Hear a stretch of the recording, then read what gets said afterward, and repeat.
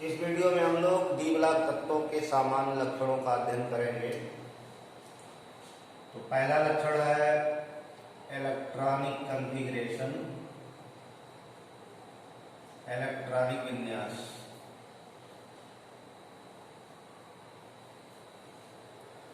D block तत्वों की परिभाषा के अनुसार आवर्त सारणी के जिन तत्वों में अंतिम इलेक्ट्रॉन या विभेदी इलेक्ट्रॉन बाह्य कोश से पिछले कोश के डी उपकोश में भरते हैं उन्हें डी ब्लॉक के तत्व कहते हैं। तो डी ब्लॉक तत्वों में अंतिम या विभेदी इलेक्ट्रॉन n-1 डी में भरा जाता है। जैसे पहला एलिमेंट डी ब्लॉक का स्कैंडियम है, स्कैंडियम 21, इसका electronic configuration 1s2 2s2 2p6 3s2 3p6 4s2 3d1।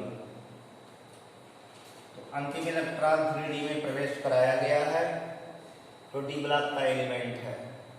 D block का पहला एलिमेंट स्कैंडियम है जिसका 3d1 कॉन्फ़िगरेशन है, यानी 3d श्रेणी से डी ब्लॉक शुरू होता है।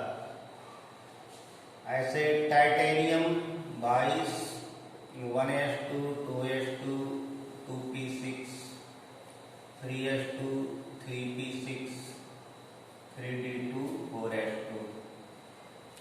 वानेडियम 23 1s2 2s2 2p6 3s2 3p6 3d3 4s2। Chromium 24 1s2 2s2 2p6 3s2 3p6, इसमें 3d5 कॉन्फ़िगरेशन हो जाता है, इसलिए इसे अफबाऊ नियम का अपवाद कहते हैं। d5 हो जाने से ये ज्यादा स्टेबल हो गया। नियमतः 3d4 4s2 होना चाहिए, लेकिन d5 मीन्स हाफ फील्ड, आधा भर गया। तो half filled and fully filled orbitals are more stable. आधे भरे हुए और पूर्ण भरे हुए जो उपकोश हैं वो अधिक अस्थायी होते हैं। अस्थायी तो अधिक हो गया, इसलिए क्रोमियम का ये ग्राउंड स्टेट कॉन्फ़िगरेशन ही है 3d5 4s1। तो इसको अपवाद माना जाता है, एक्सेप्शन माना जाता है, अपवाद प्रिंसिपल का एक्सेप्शन माना जाता है। 25 परमाणु क्रमांक मैग्नीज का है, कॉन्फ़िगरेशन होगा 1s2 2s2 2p6 3s2 3p6 4s2 3d5। इसके बाद आयरन 26 है 1s2 2s2 2p6 3s2 3p6 3d6 4s2। Cobalt 27 का 1s2 2s2 2p6 3s2 3p6 3d7 4s2। Nickel 28 का 1s2 2s2 2p6 3s2 3p6 3d8 4s2। अब जो copper 29 है ये भी एक्सेप्शनल केस है 1s2 2s2 2p6 3s2 3p6 3d में 10 हो जाता है। डी पूरा भर गया, फुली फील्ड हो गया। फुली फील्ड सबसे मोर स्टेबल होता है। और इसमें जिंक एलिमेंट अंतिम है 3d सीरीज का 1s2 2s2 2p6 3s2 3p6 3d10 4s2। तो ये आवर्त 4 के तत्व हैं। सबके बाह्य कोश की मुख्य क्वांटम संख्या 4 है और डी में इलेक्ट्रॉन 1 से लेकर के 10 तक भरे जाते हैं। तो ये क्रमवार 3rd 4th 5th 6th ऐसे करके 12वें वर्ग तक स्थान पाए हैं, यानी तीसरे से लेकर के 12वें वर्ग तक का स्थान है। इनको 3D श्रेणी या प्रथम संक्रमण श्रेणी का तत्व कहते हैं। ये फर्स्ट ट्रांजिशन एलिमेंट्स हैं।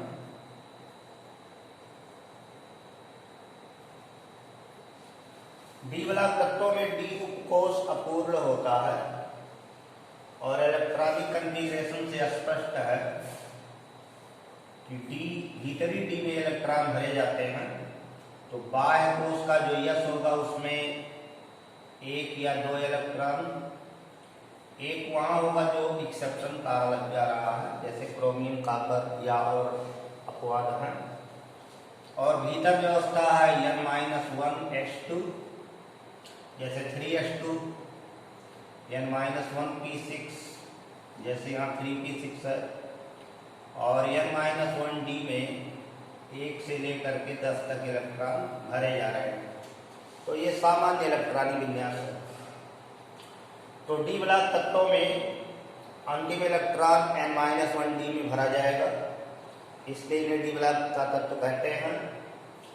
डी ब्लॉक तत्व और संक्रमण तत्व में अंतर ये है कि डी ब्लॉक के ऐसे तत्वों को संक्रमण कहते हैं जिनमें डी उपकोष अपूर्ण भरा होता है और रासायनिक बंध बनाने में डी उपकोष के इलेक्ट्रॉन भाग लेते हैं, वो ट्रांजिशन है। जिंक परिवार के तत्वों को, जिंक, कैडमियम, मरकरी, जिंक परिवार के तत्वों को असंक्रमण कहते हैं, क्योंकि इसमें डी उपकोष का जो इलेक्ट्रॉन है वो रासायनिक बंध बनाने में भाग नहीं लेता, रासायनिक बंध नहीं बनाता, केवल बाह्य कोष के जो यश उपकोष के इलेक्ट्रॉन है वही बंध बनाते हैं, इसलिए जिंक परिवार को असंक्रमण कहते हैं। तो संक्रमण और डी ब्लॉक के तत्व में ये अंतर है। डी ब्लॉक के तत्व वो सभी हैं जिसमें इलेक्ट्रॉन n-1d में भरा जाएगा 1 से 10 तक, लेकिन ट्रांजिशन उसे ही कहेंगे जिसमें केमिकल बॉन्ड फॉर्मेशन में डी उपकोष का इलेक्ट्रॉन भाग लेता है, यानी डी उपकोष अपूर्ण भरा होता है, वो ट्रांजिशन। इसी तरह इलेक्ट्रॉनिक कन्फिगरेशन डी ब्लॉक के अन्य श्रेणियों का है, 4d, 5d, 6d। तो डी ब्लॉक तत्व 4 श्रेणियों में है, 3d श्रेणी, 4d श्रेणी, 5d श्रेणी, 6d श्रेणी। दूसरा इसका लक्षण है परिवर्ती संयोजकता।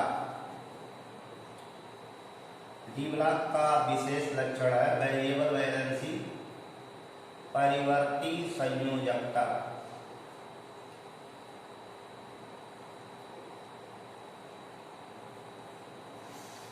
तो डी ब्लॉक के तत्व परिवर्ती संयोजकता व्यक्त करते हैं। इनकी संयोजकताएं 1 से ज्यादा होती हैं। रासायनिक बंध बनाने में इलेक्ट्रॉन की संख्या अलग अलग यौगिकों में अलग अलग होती है, इसी को परिवर्ती कहते हैं, यानी निश्चित ऑक्सीकरण अवस्था व्यक्त नहीं करते, बदलता हुआ रूप आता है। जैसे सामान्य रूप से लोहे को ले लीजिए, लोहा फेरस में कंपाउंड बनाता है, फेरिक में कंपाउंड बनाता है, कॉपर क्यूप्रस में कंपाउंड +1 में, क्यूप्रिक में 2+, इसी को वेरिएबल कहते हैं। 1 से ज्यादा ऑक्सीकरण अवस्थाएं प्रदर्शित करना, ये इनकी वेरिएबल वैलेंसी कहलाती है। डी ब्लॉक के तत्व परिवर्ती संयोजकता इसलिए व्यक्त करते हैं क्योंकि रासायनिक बंध बनाने में n-1d इलेक्ट्रॉन और ns इलेक्ट्रॉन दोनों भाग लेते हैं। भीतरी उपकोष का जो डी इलेक्ट्रॉन है वो और बाहरी उपकोष का यस इलेक्ट्रॉन दोनों केमिकल बॉन्ड फॉर्मेशन में भाग लेते हैं। ये एलिमेंट अधिकतम उतनी ऑक्सीकरण संख्या व्यक्त कर सकते हैं जितना बाह्य कोष के यस और भीतरी उपकोष के डी में टोटल इलेक्ट्रॉन होते हैं।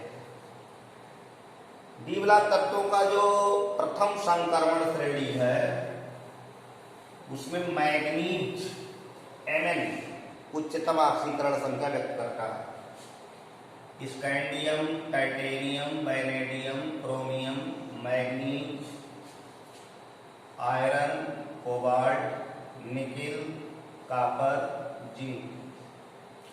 मैग्नीज उच्चतम ऑक्सीकरण अवस्था व्यक्त करता है, यानी मैग्नीज जो कंपाउंड बनाता है अधिकतम ऑक्सीकरण अवस्था में उसमें 3d5 और 4s 5 और 2 7 इलेक्ट्रॉन दोनों 5 और 2 7 इलेक्ट्रॉन भाग लेते हैं अधिकतम में। जैसे पोटेशियम परमैंगनेट है, इसमें मैग्नीज की ऑक्सीकरण संख्या 7 मिलेगी। तो इस श्रेणी में उच्चतम ऑक्सीकरण संख्या मैग्नीज व्यक्त करता है और इसका जो स्टेबल सामान्य ऑक्सीकरण अवस्था मिलती है वो +2 मिलती है, इसको मैग्नस कहते हैं।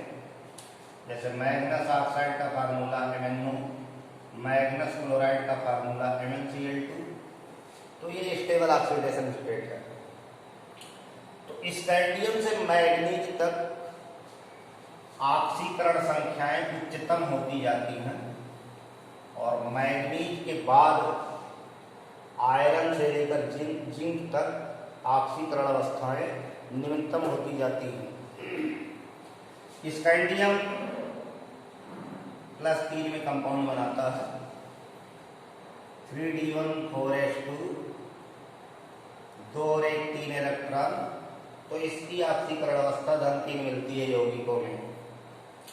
टाइटेनियम की अधिकतम 4 जिसमें D में 2 S में 2 और इसके अतिरिक्त ये 3 और 2 में भी कंपाउंड बनाता है।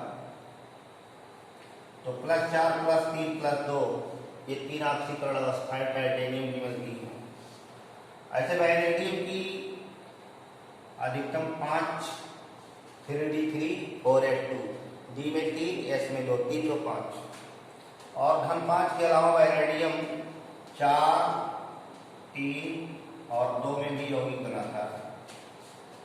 क्रोमियम का कॉन्फ़िगरेशन आपने देखा 3d5 4s1 D में 5 इलेक्ट्रॉन S में 1 इलेक्ट्रॉन अधिकतम 6 ऑक्सीकरण अवस्था ये व्यक्त करता है। और वैसे क्रोमियम की बहुत अस्थायी ऑक्सीकरण अवस्था 3 है। क्रोमियम 3 में ज्यादा स्टेबल है। स्वतंत्र आयन जो क्रोमियम का बनेगा वो 3 में बनेगा, लेकिन यौगिकों में जैसे सोडियम डाइक्रोमेट है Na2Cr2O7 इसमें एक क्रोमियम की ऑक्सीकरण संख्या 6 मिलेगी। तो क्रोमियम 6 में यानी मैक्सिमम ऑक्सीकरण अवस्था में यौगिक बनाता है और इसकी जो स्टेबल ऑक्सीडेशन स्टेट या अस्थायी ऑक्सीकरण अवस्था है वो 3 है और 3 के साथ 2 में भी यौगिक बनाता है। इस श्रेणी में मैग्नीज यानी स्कैंडियम से लेकर मैग्नीज तक के उच्च ऑक्सीकरण अवस्थाएं व्यक्त करते हैं। तो मैग्नीज की उच्चतम ऑक्सीकरण अवस्था 7 में यौगिक बनाता है और इसका बहुत अस्थायी 2 मिलता है। इसके अतिरिक्त मैग्नीज के 6 4 3 इन सब में भी यौगिक मिलते हैं। अब मैग्नीज के बाद जो iron cobalt nickel copper zinc है इनकी जो स्टेबल ऑक्सीडेशन स्टेट्स मिलती है, जैसे लोहे का फेरिक फेरस, ये फेरिक फेरस जनरली बहुत स्टेबल है। इसके अतिरिक्त लोहा 6 में भी कंपाउंड बनाता है। कोबाल्ट की ऑक्सीकरण अवस्थाएं 3 और 2 में मिलेगी। ऐसे निकिल +2 में सामान्य रूप से +2 में पाया जाता है निकिल, लेकिन कुछ कंपाउंड इसके +3 में भी मिलते हैं। कॉपर के कंपाउंड 2 और 1 में मिलते हैं। कॉपर का जो क्यूप्रस है वो कॉपर फर्स्ट में पाया जाता है, क्यूप्रिक कॉपर सेकंड में पाया जाता है। और जिंक केवल +2 में यौगिक बनाता है, यानी जिंक के जो यौगिक बनते हैं उसमें D इलेक्ट्रॉन नहीं भाग लेते, जिनका 3D कॉन्फ़िगरेशन बहुत स्टेबल होता है, केवल 4s उपकोष के इलेक्ट्रॉन रासायनिक बंध बनाने में भाग लेते हैं। तो डी ब्लॉक तत्वों में चूंकि रासायनिक बंध बनाने में बाह्य कोष का s इलेक्ट्रॉन और भीतरी डी उपकोष का इलेक्ट्रॉन दोनों भाग लेता है, इसलिए एक परिवर्ती ऑक्सीकरण अवस्था व्यक्त करते हैं।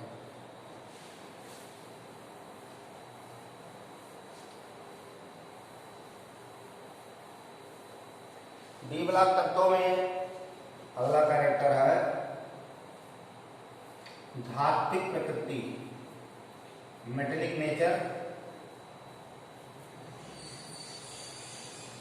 डी ब्लॉक के सभी तत्व धातु हैं, सब में धात्विक गुण पाया जाता है और ये धातुएं थोड़ी कठोर होती हैं, क्योंकि इनके बीच जो धात्विक बंध बनता है, यानी धातु परमाणुओं को जो बंध बांधे रखता है, वो मेटेलिक बॉन्ड है।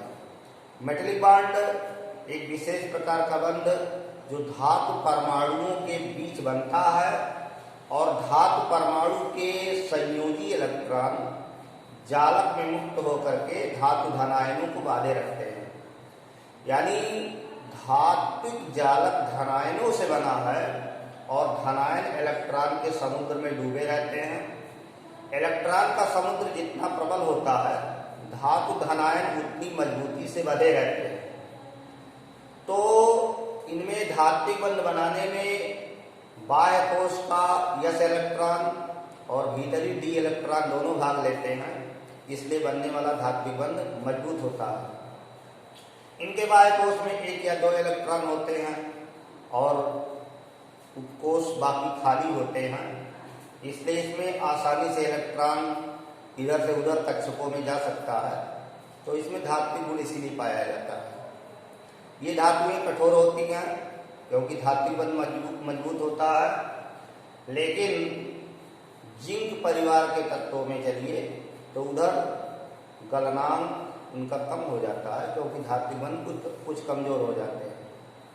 धातुओं में धात्विक बंध जितना मजबूत होगा, धातुओं का गलनांक उतना ऊंचा होगा। धातुओं में उच्चतम गलनांक टंगस्टन का होता है, टंगस्टन का उच्चतम गलनांक है। अगला गुण है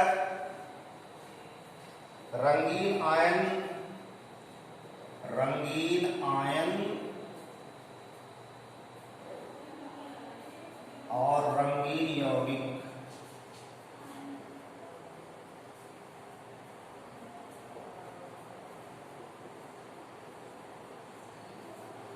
बनाने की प्रवृत्ति, tendency for formation of coloured ion and coloured compound. D block तत्वों के आयन और यौगिक साधारणतया रंगीन होते हैं। तो रंग इनका जो आता है वो डी संक्रमण के कारण आता है। डी ब्लॉक तत्वों के आयन और यौगिक रंगीन होते हैं क्योंकि उनमें डी संक्रमण पाया जाता है। डी संक्रमण का तात्पर्य है कि डी उपकोष के कक्षकों में इलेक्ट्रॉनों का संक्रमित होना। जब उचित तरंगदैर्घ्य का प्रकाश इन पदार्थों पर पड़ता है तो डी उपकोष के इलेक्ट्रॉन संक्रमित होते हैं और उस संक्रमण के दौरान, उस ट्रांजिशन के दौरान जब इलेक्ट्रॉन अपने ग्राउंड स्टेट को लौटते हैं तो प्रकाश के रूप में एनर्जी इमिट होती है, उत्सर्जित होती है, और जो उत्सर्जित रंग दिखता है वो हमारी आंख की रेटिना पर उसका प्रतिबिंब बनाता है और उस रंग का पदार्थ हमको दिखाई देता है। डी में 5 ऑर्बिटल बताए गए हैं। 5 ऑर्बिटलों में 3 ऑर्बिटल एक जैसे ओरिएंटेशन के हैं, dxy, dyz, dxz, और 2 ऑर्बिटल एक ओरिएंटेशन के हैं, dx² - y² dz²। बिना किसी क्षेत्र के, बिना किसी फील्ड के ये सभी ऑर्बिटल समान ऊर्जा वाले होते हैं, डीजेनरेट ऑर्बिटल्स होते हैं। लेकिन जब ये किसी फील्ड में, किसी क्षेत्र में चाहे वो लिगांड फील्ड हो अथवा किसी का क्षेत्र इनके ऊपर लगाया जाए, तो इनकी ऊर्जाएं अलग अलग ओरिएंटेशन के अनुसार ये कक्षक ऊर्जा के अनुरूप बढ़ जाते हैं। तो डी के जो 5 ऑर्बिटल हैं जिनको 5d जनरेट ऑर्बिटल्स कहते हैं, डी के 5 कक्षक ये 2 सेटों में विभक्त होते हैं। 3 ऑर्बिटल की ऊर्जा एक समान जिसको T2d ट्रिपल डी जनरेट, और 2 एक समान होते हैं उनको WD जनरेट कहते हैं। बीच में एनर्जी गैप आ जाता है। अब अगर डी ऑर्बिटल आंशिक रूप से भरे हैं, यानी डी में 10 से कम इलेक्ट्रॉन हैं, तो प्रकाश पड़ने पर इलेक्ट्रॉन नीचे से ऊपर यानी डी कक्षकों में ही जाने लगते हैं, उत्तेजित हो जाते हैं, और उत्तेजित इलेक्ट्रॉन जब पुनः लौटता है अपने ग्राउंड स्टेट को, अपनी आद्य अवस्था को लौटता है, तो प्रकाश का उत्सर्जन करता है, और उत्सर्जित प्रकाश ऑब्जर्वर को, दृष्टा को, देखने वाले को दिखाई पड़ता है और उसी रंग का पदार्थ नजर आता है। तो डी ब्लॉक तत्वों में रंगीन आयन और रंगीन यौगिक बनाने की क्षमता पाई जाती है, क्योंकि इनके डी उपकोष अपूर्ण भरे होते हैं। डी उपकोष अपूर्ण होने के कारण इनमें डी संक्रमण होता है, और डी संक्रमण के कारण इनके आयन और यौगिक रंगीन होते हैं। अब जैसे कॉपर की 2 ऑक्सीकरण अवस्थाएं हैं, +1 और +2। इलेक्ट्रॉनिक कन्फिग्रेशन लिखेंगे तो इसका 3d9 आएगा, इसका 3d10 आएगा। तो क्यूप्रिक ये Cu2+ कॉपर सेकंड जो है ये कलर्ड होगा, रंगीन होगा, और इसका डी पूरा भरा है, इसमें कोई डी ट्रांजिशन नहीं होगा, डी संक्रमण नहीं होगा, तो ये कलरलेस होगा। तो इस तरह किसी आयन को उसके ऑक्सीडेशन स्टेट के आधार पर पहचाना जा सकता है कि वो कलर्ड होगा कि कलरलेस होगा। अगर डी ऑर्बिटल आंशिक रूप से भरे हैं तो कलरलेस होगा, कलर्ड होगा, और अगर डी पूर्ण रूप से भरा है तो कलरलेस होगा। यानी जहां पार्शियल फील्ड होगा, आंशिक रूप से भरा होगा, पार्शियल फील्ड होगा, D1 to D9 होगा, वो कलर्ड होगा, रंगीन होगा। और अगर D10 कॉन्फ़िगरेशन पाया जा रहा है तो रंगहीन होगा, कलरलेस होगा। कुछ कंपाउंड्स ऐसे हैं जिसमें डी इलेक्ट्रॉन नहीं है। डी ब्लॉक तत्वों के कुछ यौगिक ऐसे हैं जिसमें डी इलेक्ट्रॉन नहीं है, फिर भी वो कलर्ड है। जैसे पोटेशियम परमैंगनेट को ले लीजिए, इसमें मैग्नीज की ऑक्सीकरण संख्या धन 7 है, और मैग्नीज जब धन 7 में होगा तो डी में कोई इलेक्ट्रॉन नहीं होगा। तो डी में इलेक्ट्रॉन 0, तो डी ट्रांजिशन नहीं होगा, और डी ट्रांजिशन नहीं होगा तो फिर कलर क्यों आया? तो आवेश स्थानांतरण के कारण, चार्ज ट्रांसफर के कारण ये कलर्ड होते हैं। इसी तरह पोटेशियम डाइक्रोमेट है, ये भी कलर्ड होता है। क्रोमियम की धन 6 ऑक्सीकरण अवस्था है, 3d में 0, तो ये भी कलर्ड होगा ड्यू टू चार्ज ट्रांसफर, आवेश स्थानांतरण के कारण। तो डी ब्लॉक तत्व जनरली रंगीन होते हैं डी ट्रांजिशन के कारण, लेकिन कुछ डी ब्लॉक तत्वों के यौगिक जिनमें डी इलेक्ट्रॉन नहीं है फिर भी रंगीन है, तो उनका कलर आएगा चार्ज ट्रांसफर के कारण। तो इस तरह बच्चों हम लोगों ने इस वीडियो में डी ब्लॉक तत्वों की विशेषताओं का अध्ययन किया। 4 विशेषताओं का अध्ययन किया गया है, शेष अगले वीडियो में पढ़ा जाएगा। धन्यवाद।